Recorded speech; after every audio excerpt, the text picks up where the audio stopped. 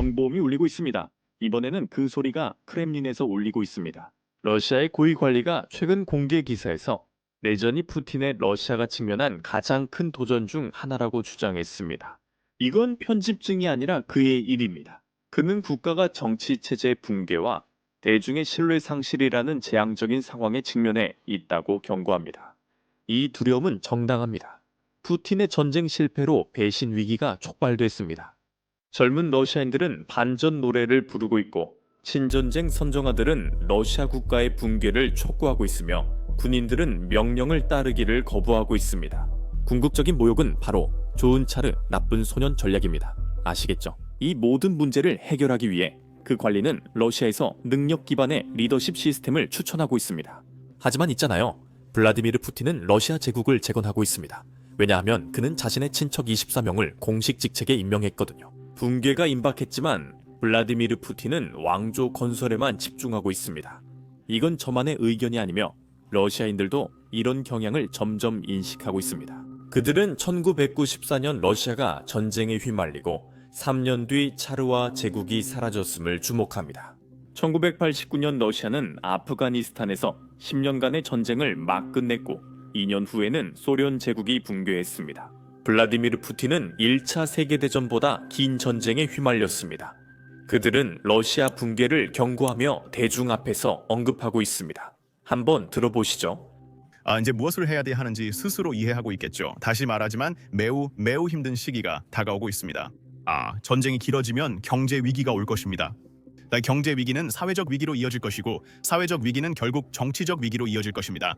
시청자 여러분, 내일 무슨 일이 일어날지 모른다면 9, 10학년 역사 교과서를 참고하시기 바랍니다. 여기서 무슨 일이 일어났는지 보십시오. 100년 전, 110년 전, 120년 전을 말입니다. 무엇이 여기에 영향을 미쳤을까요? 제1차 세계대전이었죠. 3년간의 전쟁, 국민의 빈곤, 군대 내 불만, 생산 감소, 그리고 그 결과로 내전이 일어났습니다. 네, 혁명 후 내전이 벌어졌고 처음에는 차르를 폐위시켰습니다. 그들은 그렇게 하는 것이 더 나을 거라고 생각했습니다. 그리고 나중에야 볼셰비키가 등장했습니다. 저와 막심을 믿지 않으신다면 역사 교과서를 읽어보세요. 날짜와 이름만 바꾸면 모든 퍼즐이 바로 맞춰질 겁니다. 제가 장담합니다. 역사 맞아요. 날짜와 성만 바꾸면 됩니다. 당신의 모자이크도 곧 완성될 거예요. 유럽, 인기 없는 전쟁이 3년 넘으면 한계에 도달합니다. 저는 인기 없는 전쟁이 3년 이상 지속될 때의 일에 관한 회고록을 읽은 적이 있습니다. 1916년 12월 러시아 군대가 처음으로 공격 명령을 거부하기 시작했습니다. 뭐라고? 상인들은 본국에서 파티를 즐기고 있는데 우리는 기관총 사격을 뚫고 나가야 한단 말이야. 이 일은 1916년 말 1917년 2월보다 3달 전에 시작됐습니다. 분명히 그 녀석들은 이미 시작됐어요. 그건 분명합니다. 그리고 곧 빵 부족이 시작됐어요. 그럼에도 불구하고 이런 일은 이미 과거에도 일어났었습니다. 우리 말을 믿지 않으시겠다면 역사를 믿으세요. 역사는 반복되며 나선형으로 움직입니다.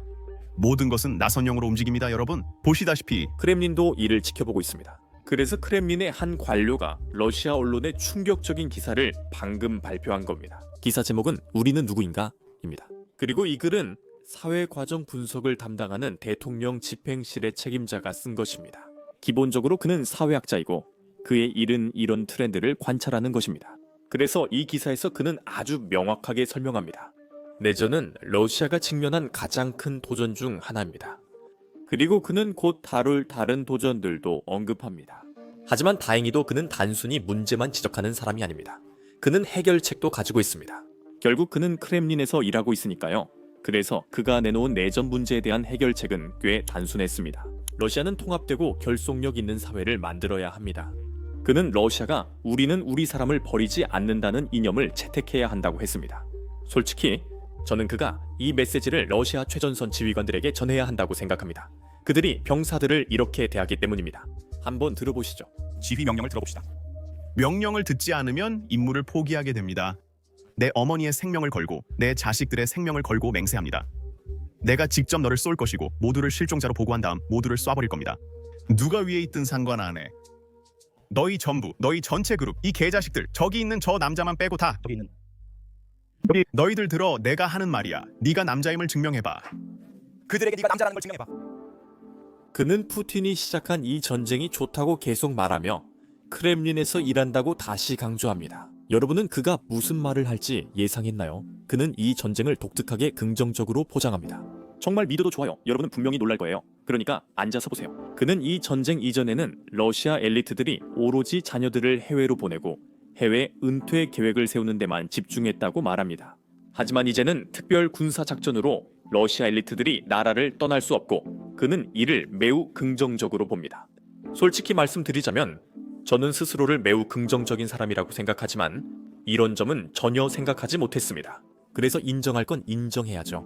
러시아인들은 긍정적인 면을 찾는데 정말 능숙합니다.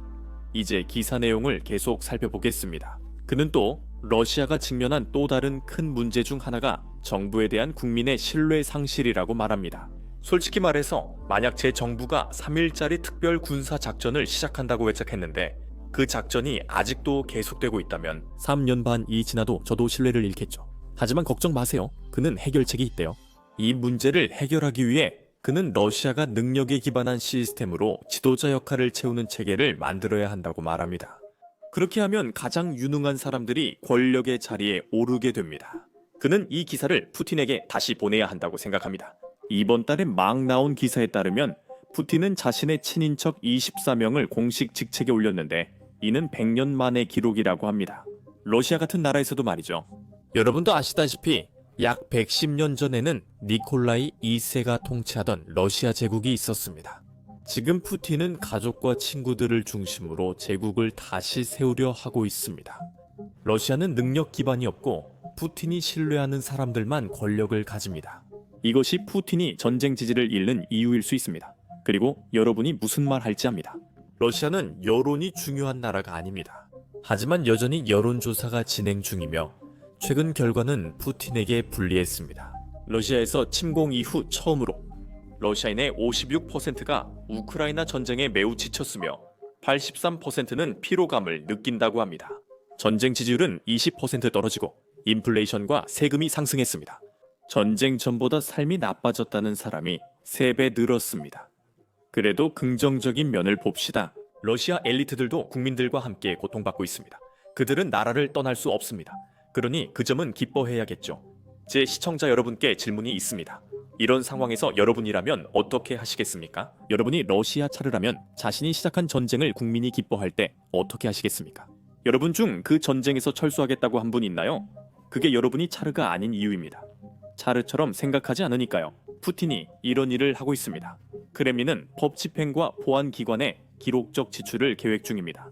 여기서 얻는 교훈은 사람들이 화가 나면 비밀 경찰 예산을 법 집행 명목으로 늘려야 한다는 것입니다. 물론 그게 바로 스탈린이 했던 일입니다. 하지만 고르바초프가 나중에 알게 되듯 이런 방식에는 한계가 있습니다. 결국에는 항상 대가를 치러야 할 때가 오고 불행하게도 러시아는 그 대가를 감당할 수 없습니다. 이것이 바로 우리가 심지어 푸틴을 위해 무기를 만드는 방위산업 경영진들까지도 보고 있는 이유입니다. 이 전쟁의 수혜자들조차 1991년 같은 붕괴를 경고합니다. 이건 제가 여러분께 전에 보여드린 내용이지만 혹시 놓치셨다면 한번 들어보시죠. 이게 바로 실물 부문입니다. 경제의 실물 부문입니다. 다시 말하지만 방위 산업의 어떤 형태로든 종사하는 사람들을 제외하면 매우 암울한 상황에 처해 있습니다. 돈이 비싸졌기 때문입니다. 화폐 가치 하락이 심해지고 비용이 오르며 저렴한 신용에 접근할 수 없습니다. 즉시 거기서 나가세요. 모두가 현금 흐름의 부족을 겪고 있습니다. 모두가요? 그리고 우리는 1990년대 잊혀진 시절처럼 다시 물물 교환 거래가 돌아오는 것을 보고 있습니다. 그리고 물론 이런 상황에서는 경제 성장이 있을 수 없습니다. 여기선 성장할 수 없습니다. 전쟁의 피와 돈 비용이 너무 커 푸틴도 더는 숨길 수 없습니다. 최근 분석에 따르면 러시아 사상자는 1100만 많게는 1200만 명에 달한다고 합니다. 11만 명의 사상자가 프로크로스시에서 발생했지만 푸틴은 이를 인정하지 않습니다. 몇 주 전 푸틴은 대중 앞에서 군대가 그 도시를 포위했다고 말했습니다. 하지만 실제로 그렇지 않았습니다. 그가 말했을 때도 2주가 지난 지금도 사실이 아닙니다. 블라디미르 푸틴의 거짓말은 놀랍지 않지만 러시아인들이 이를 지적하기 시작한 점이 놀랍습니다. 전쟁을 지지하는 러시아 블로거들이 블라디미르 푸틴에게 이런 주장에 대한 증거를 공개적으로 요구하고 있습니다.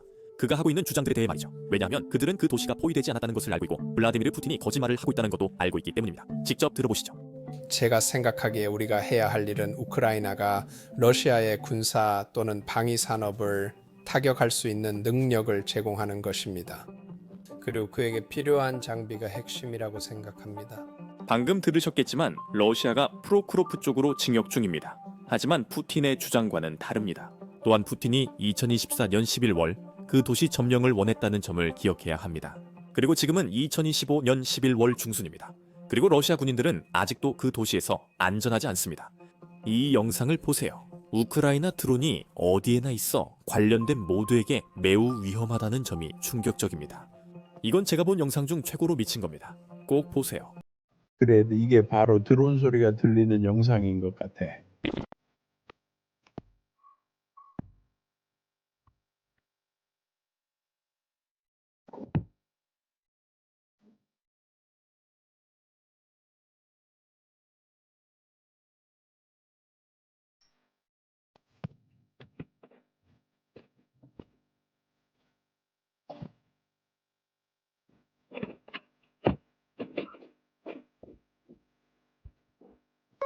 오디오가 제대로 들리진 않았어.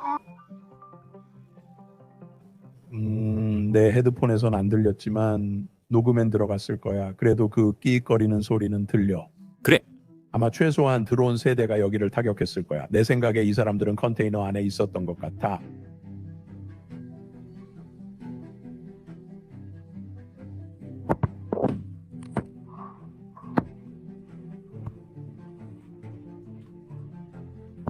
저 소리가 들리네. 떨어졌어. 뛰어 멈춰. 조용히 해. 조용히. 저기 있다.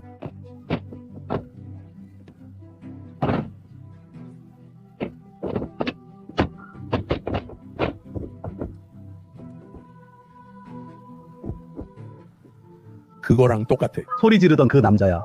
때렸어.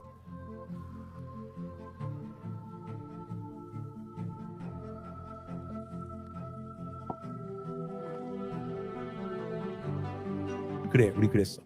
우리가 보트에 있는 남자를 봤을 때 그는 이미 지혈대를 하고 있었어. 발레임이 다리 하고 있었어. 그거 나쁜 생각은 아니잖아. 단점이 있을까? 아니, 없어. 그건 아니야. 나쁜 생각이 아니야. 그걸 계속 올려 입고 무릎까지 안 내려가게 하는 방법은 모르겠지만 그렇게 나쁜 생각은 아니야. 그래. 예전엔 지혈대를 내 의무 키트에 넣었는데 우크라이나에서 더 좋은 방법을 알게 됐어. 어깨에 차면 사람들이 굳이 뒤질 필요가 없어. 찾아볼 필요가 없으니까. 필요할 때 바로 쓸 수 있으니까. 그래.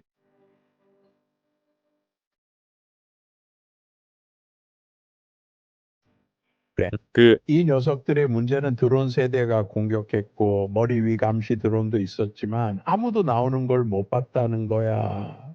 그래서 계속 목표를 공격할 거야. 한 남자가 다쳤고 우리 네이비실에는 규칙이 있어. 우선 우리는 절대 한 사람만 어디로 보내지 않아. 항상 수용 파트너가 있어.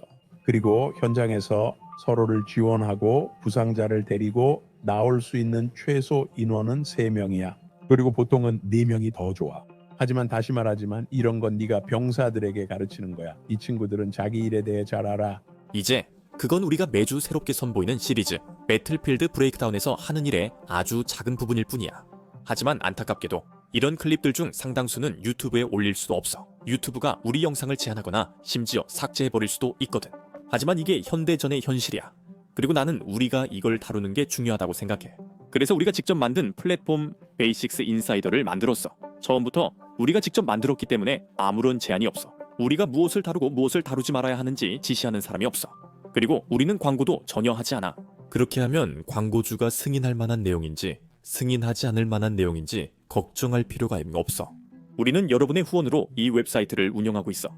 그러니까 이런 영상을 보고 싶거나 유튜브가 다루길 원하지 않는 주제에 관심이 있다면 꼭 우리 웹사이트를 확인해봐. basicsinsider.com. 설명란의 링크를 클릭하거나 화면에 있는 QR코드를 스캔해도 돼.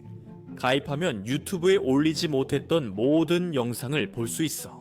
게다가 채널과 저희의 취재 활동을 지원하는 셈이야. 정말 고마워. 내 이름은 셈이야. 다음 영상에서 또 보자.